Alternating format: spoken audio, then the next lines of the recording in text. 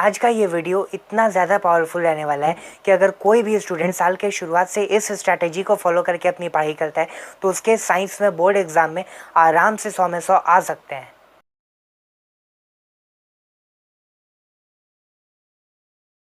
Hello everyone, मैं हूँ Aditya Sharma and welcome all of you on crack CBSE 9 and 10।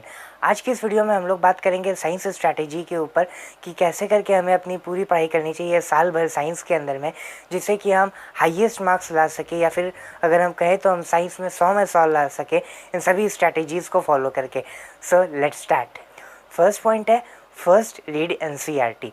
यहाँ पे मैंने एक इम्पॉर्टेंट वर्ड मार्क किया है first we need to read NCERT to clear our concept. ये बात एक सच्चाई है। हम सभी को सबसे पहले जो बुक पढ़ना चाहिए या जो पहले नोट्स पढ़ने चाहिए या जो मटेरियल पहले पढ़ना चाहिए, जो भी हम कहें, वो है एनसीईआरटी। अगर हम एनसीईआरटी को स्किप करके और किसी रेफरेंस बुक को अगर पहले पढ़ते हैं तो ये चीज़ हमारे लिए अच्छी नहीं होगी। इसका जो सबसे ज़्यादा अच्छा बेनिफिट है एनसीईआरटी को पहले पढ़ने का, वो है ये कि हमारा जो कंसेप्ट होता है या फिर जो भी थ्योरी होता है और हमारे जितने भी बेसिस होते हैं चैप्टर के अंदर में, वो सारे बहुत ही अच्छे तरीके से क्लियर हो जाते हैं।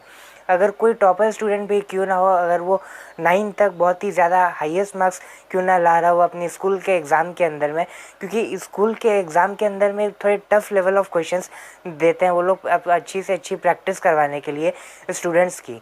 अगर वैसा ही स्टूडेंट अगर किसी और रेफरेंस बुक को फॉलो करके जाता है बोर्ड एग्ज़ाम में, इसकी प्रोबेबिलिटी उतनी ज़्यादा नहीं है कि उसके बोर्ड एग्ज़ाम में भी क्लास 10th के बहुत ही अच्छे मार्क्स आ जाएंगे, क्योंकि जो सीबीएसई का क्वेश्चन पेपर होता है हर साल का, वो आपका कंसेप्चुअल बेसिस पर ज़्यादा होता है। वो इस तरह से वो अपने क्वेश्चन पेपर को डिज़ाइन करते हैं जिसमें ना को तो बहुत ज़्यादा टफ क्वेश्चंस हो, ना तो बहुत ज़्यादा इजी क्वेश्चंस हो, बट ऐसे क्वेश्चंस हो जो कि पता लगा ले कि आपका कंसेप्ट कितना ज़्यादा क्लियर है, कोई भी चैप्टर का कोई भी थ्योरी आपको कितनी अच्छी से पता है और उसका एप्लीकेशन आप कितने अच्छे से कर सकते हैं। इसलिए अगर हम एनसीईआरटी को पढ़ते हैं तो चीज़ें हमारे लिए बहुत ही ज़्यादा आसान हो जाती है। उसके बाद में अगर हम कोई और रेफरेंस बुक को फॉलो करना चाहें तो हम कर सकते हैं। सेकेंड पॉइंट है follow any other book, it is optional. आपने जब एनसीईआरटी को पढ़ लिया, आपको अब एनसीईआरटी के सारे बातें पता चल गए हैं, अब कि आप किसी और बुक को पढ़ सकते हैं, कोई भी और रेफरेंस बुक जो कि क्लास 10th की हो और जो भी आपके टीचर से भी आप पूछ के वही बुक आप पढ़ सकते हैं या फिर जो भी बुक आपके स्कूल में चल रहा हो। ये चीज़ मैंने पहले पढ़ने को नहीं बोला, इसका रीज़न मैंने आपको फर्स्ट पॉइंट में एक्सप्लेन कर दिया है, लेकिन मैं सेकंड पॉइंट पे आपको फॉलो एनी अदर बुक करने ज़रूर रिकमेंड करूँगा अगर आप साल के शुरुआत में इस वीडियो को देख रहे हैं, क्योंकि अभी आपके पास पूरा एक साल है। अभी आप चाहे तो आप किसी और बुक पर भी फोकस कर सकते हैं, क्योंकि बाकी बुक्स में थोड़ी डिटेल में चीज़ें होती है जो कि एनसीईआरटी में उतनी ज़्यादा नहीं होती है।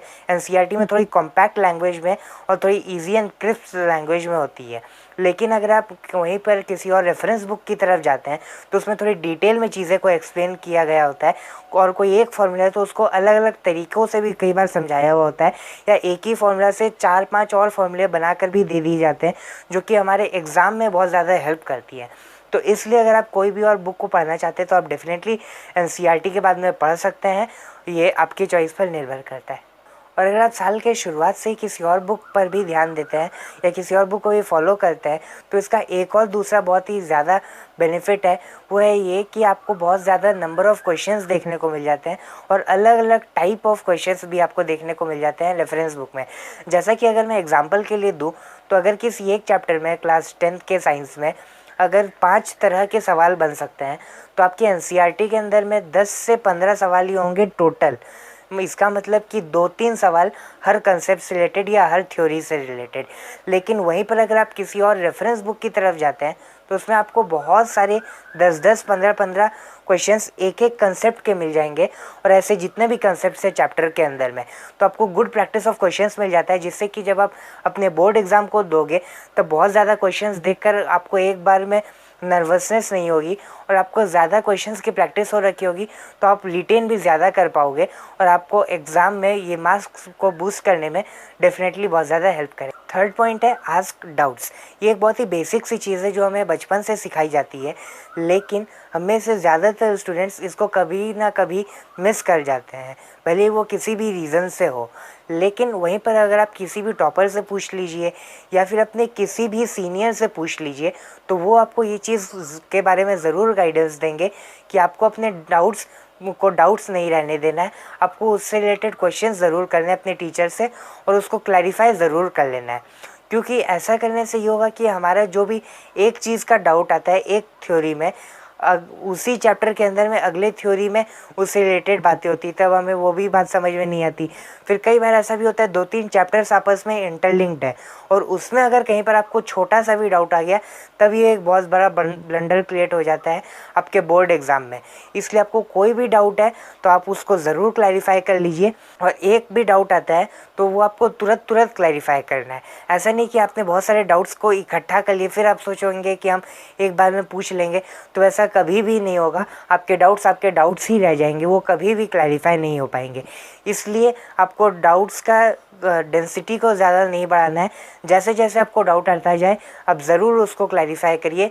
अब अपने टीचर से पूछ के समझिए, 10 बार में समझ में नहीं आया, 20 बार में समझिए, 50 बार में समझिए, बार बार बोल दीजिए कि मुझे समझ में नहीं आ रहा है, जो करना है करिए, लेकिन आपके डाउट्स नहीं रहने चाहिए। अगर आप ऐसा करते हैं तो आपका मार्क्स बहुत ज़्यादा बूस्ट होगा।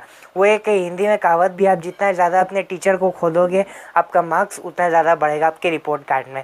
तो बस डाउट्स आपको ज़रूर क्लैरिफाई करना है, डाउट को डाउट रहने नहीं देना है। अब आपने एनसीईआरटी को पढ़ लिया अच्छी तरीके से, आपने किसी और अदर रेफरेंस बुक को पढ़ लिया है, आपने सारी चीज़ों को समझ लिया है, लेकिन आप जब बार बार रिवाइज़ करेंगे तब आप बार बार तो पूरी बुक को पढ़ेंगे नहीं। तो आपको आपके पास में छोटी छोटी नोट्स होनी चाहिए, भले वो शॉर्ट नोट्स हो, 1 पेज की, एक पूरे चैप्टर की, या फिर 4-5 पेज में पूरे चैप्टर की, वो ज़्यादा अच्छा होगा हमारे बुक से। लेकिन जो हमें नोट्स बनाना है वो हमें बनाना है सिर्फ़ और सिर्फ एनसीईआरटी से। तो यही है मेरा फोर्थ पॉइंट कि मेक नोट्स फ्रॉम एनसीईआरटी। आपको अगर किसी और बुक से आप नोट्स बनाना भी चाहते हैं कि आपको लगता है कि ये चीज़ डिटेल में समझाई गई है, तो वो सिर्फ आप डेफिनेशन तक लिख सकते हैं अपने नोट्स में कि डेफिनेशन आपको ज़्यादा अच्छा लग रहा है, बाकी आप उसी बुक के नीचे अंडरलाइन कर लीजिए। वरना जो आपके मेन नोट्स रहेंगे जो कि आपके बोर्ड्स में आपको हेल्प करेंगे, वो है सिर्फ एनसीईआरटी के नोट्स। और मैं एनसीईआरटी पर बार बार एम्फेसिस इसलिए दे रहा हूँ, मैंने पहले भी फर्स्ट पॉइंट में भी एक पॉइंट क्लैरिफाई कर दिया है कि आपको इस कंसेप्ट बहुत ही ज़्यादा अच्छे से समझ में आ जाएगा। और यहाँ पर मैं नोट्स भी एनसीईआरटी से बनाने इसलिए बोल रहा हूँ क्योंकि अगर आप प्रीवियस ईयर क्वेश्चन पैटर्न देखोगे तो उसमें ज़्यादातर क्वेश्चंस, या फिर अगर मैं कहूँ तो साइंस के अंदर में 80 से 90% of the questions directly line to line NCERT से आ जाते हैं। इसलिए साइंस में और एसएसटी में खास करके आपको एनसीईआरटी से ही नोट्स बनाने हैं। लेकिन आज हम साइंस की बात करते हैं, तो आपके जो भी नोट्स बनेंगे फाइनल बोर्ड्स के लिए वो आपको सिर्फ और सिर्फ एनसीईआरटी से ही बनाने हैं। अगर आप डिटेल में जानना चाहते हैं कि आप कैसे करके बेस्ट नोट्स बना सकते हैं जो कि आप बार बार पढ़ के 100 में 100 नंबर एक्चुअल में गेन कर सकते हैं, और वो ऐसे हाई क्वालिटी के नोट्स अगर आप बनाने चाहते हैं जिन्हें एक बार पढ़ने से ही सारी चीज़ें आपको याद हो जाए, तब उसके लिए मैंने एक वीडियो बना रखा है, आई बटन पर भी लिंक आ रहा होगा या फिर मैं डिस्क्रिप्शन में भी लिंक डाल दूंगा। आप ज़रूर उस वीडियो को देखिए, बहुत ही ज़्यादा हेल्पफुल वीडियो है। अगला पॉइंट है try NCERT questions on your own. इसका मतलब ये है कि हमें ऐसा नहीं करना है कि हमने पूरे थ्योरी को पढ़ लिया है, अब हमें पूरे चैप्टर को समझ में आ गया है और टीचर ने भी हमें समझा दिया, अब जब जा कर के हमारे टीचर सॉल्व करवाएंगे एनसीईआरटी के क्वेश्चन आंसर हम भी उस टाइम करेंगे। ये गलती हमें नहीं करनी है। जैसे ही आपने पूरे थ्योरी को पढ़ लिया, जहाँ जहाँ से भी आप पढ़ सकते हैं एनसीईआरटी से आपको पढ़ना है, और अगर आप किसी और रेफरेंस बुक को फॉलो करते हैं आपने वहाँ से पढ़ लिया और अब आपको सारी चीज़ें पता चल गई है, अब आप खुद से ट्राई करिए एनसीईआरटी के क्वेश्चन सॉल्व करना। तो पहले आपको करना है एनसीईआरटी के इंटेक्स क्वेश्चंस जो कि चैप्टर के बीच बीच में होता है 4-5 क्वेश्चन, और फिर वो जब आपका हो जाएगा उसके बाद में आपको करना है चैप्टर एंड एक्सरसाइजेस, जो कि पूरा चैप्टर खत्म हो जाता है जब जो मेन एनसीईआरटी के क्वेश्चंस होते हैं वो अगर आप खुद से करते हैं तो इसके बहुत सारे बेनिफिट्स होते हैं। जो पहला बेनिफिट है वो है ये कि आपको खुद से पता चल जाता है कि किस तरह से हमें कंसेप्ट को क्वेश्चन में अप्लाई करना है, और ये इस चीज़ का जब हमें एक्सपीरियंस हो जाता है कि कैसे करके हमने अलग अलग टाइप के क्वेश्चंस में अलग अलग तरीके से एक ही कंसेप्ट को यूज़ किया है, तब अगर बोर्ड एग्ज़ाम में किसी भी तरीके का क्वेश्चन आ जाए हमें कोई भी दिक्कत नहीं होगी। और जो इसका दूसरा बेनिफिट है वो है ये कि आपको बहुत ही पहले पता चल जाता है कि किस तरह के क्वेश्चंस में आपको डाउट आ रहा है, या फिर कहाँ पर आपको डाउट आ रहा है, या फिर किस थ्योरी के एप्लीकेशन में आपको डाउट आ रहा है। इस ऐसी बातें आपको पता चल जाती है जिससे कि जो चीज़ आपको बहुत बाद में जा कर के पता चलती वो आपको बहुत पहले ही पता चल जाती है और आप अपने टीचर से पूछ कर उसको क्लैरिफाई कर सकते हैं। इसलिए आपको पहले एनसीईआरटी के क्वेश्चंस करने हैं, उसके बाद में ही आपको आगे के क्वेश्चंस करने हैं। अगला पॉइंट है डू एग्जाम्पलर। एनसीईआरटी की ही एक और बुक आती है एनसीईआरटी एग्जाम्पलर बोल के, उसमें सिर्फ और सिर्फ क्वेश्चन आंसर्स होते हैं ज़्यादा से ज़्यादा प्रैक्टिस करने के लिए, तो आपको उनको भी ज़रूर सॉल्व करना है। अगर आप किसी और रेफरेंस बुक को फॉलो करते हैं तो ज़्यादातर रेफरेंस बुक में एनसीईआरटी एग्जाम्पलर के क्वेश्चन आंसर पहले से दिए हुए होते हैं सॉल्व, तो आप पहले उन्हें चेक कर लीजिए। लेकिन अगर आपके बुक में नहीं है तो आप इंटरनेट से भी पीडीएफ ले सकते हैं, नहीं तो आप बुक भी जा करके परचेज़ कर सकते हैं। तो अगर आप एनसीईआरटी एग्जाम्पलर के क्वेश्चन आंसर सॉल्व करते हैं तो इसका सबसे मेजर बेनिफिट आपको मिलता है टाइप ऑफ क्वेश्चंस में। यहाँ पर भी बहुत ज़्यादा क्वेश्चंस तो नहीं होते हमारे रेफरेंस बुक के जैसे, लेकिन एनसीईआरटी से ज़्यादा क्वेश्चन आंसर होते हैं।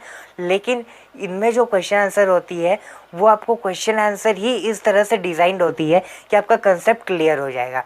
जो एनसीईआरटी के अंदर में क्वेश्चन आंसर होता है तो एनसीईआरटी बुक में थ्योरी इतनी अच्छी से होती है कि आपको सारी चीज़ें समझ में आ जाएगी, फिर उसके बाद में क्वेश्चन आंसर होती है सिर्फ उसको अप्लाई करने के लिए।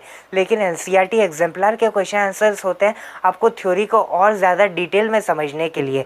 तो अगर आप इनको सॉल्व कर लेते हैं तो आपका बहुत ज़्यादा 90% ऑफ द काम यहीं पर हो जाता है और आपके बहुत ही ज़्यादा अच्छे मार्क्स आएंगे, इस बात की पूरी गारंटी है। और ख़ास करके मैं बोलना चाहूँगा साइंस में और मैथ्स में एग्जाम्पलर के क्वेश्चंस बहुत बार रिपीट हो चुके हैं बोर्ड एग्ज़ाम में, यहाँ तक कि बिना वैल्यूज़ चेंज किए भी कई बार आ जाते हैं, वरना वैल्यू चेंज करके तो बहुत बार ऐसा देखा गया है कि बोर्ड एग्ज़ाम में डायरेक्ट क्वेश्चन आ जाते हैं एनसीईआरटी एग्जाम्पलर से। इसलिए आपको उसको बिल्कुल भी स्किप नहीं करना है और आपको पहले एनसीईआरटी के क्वेश्चन आंसर्स कर लेना है, उसके बाद में आपको एग्जाम्पलर के भी ज़रूर करना है। तो अभी तक हमने एनसीईआरटी भी पढ़ ली, उसके सारी चीज़ें समझ भी गए, उसके इंटेक्स क्वेश्चंस कर लिए, चैप्टर एंड एक्सरसाइजेस कर लिए, हम किसी और रेफरेंस बुक को फॉलो करते हैं तो उसके क्वेश्चन आंसर कर लिए, फिर हमने एग्जाम्पलर को भी कर लिए। लेकिन तभी हमें उतनी ज़्यादा कॉन्फिडेंस नहीं आ पा रही है कि पता नहीं, हमें लग रहा है कि किस तरह का क्वेश्चन आएगा बोर्ड एग्ज़ाम में, हमें लग रहा है कि मैं कहाँ से और ज़्यादा प्रैक्टिस करूँ, हमें कॉन्फिडेंस की थोड़ी कमी हो रही है। तो इसका एकमात्र सोल्यूशन यही है कि आप प्रीवियस ईयर क्वेश्चंस ज़्यादा से ज़्यादा सॉल्व करिए। यही है मेरा अगला point, practice more and more PYQs. PYQs का मतलब होता है प्रीवियस ईयर क्वेश्चंस।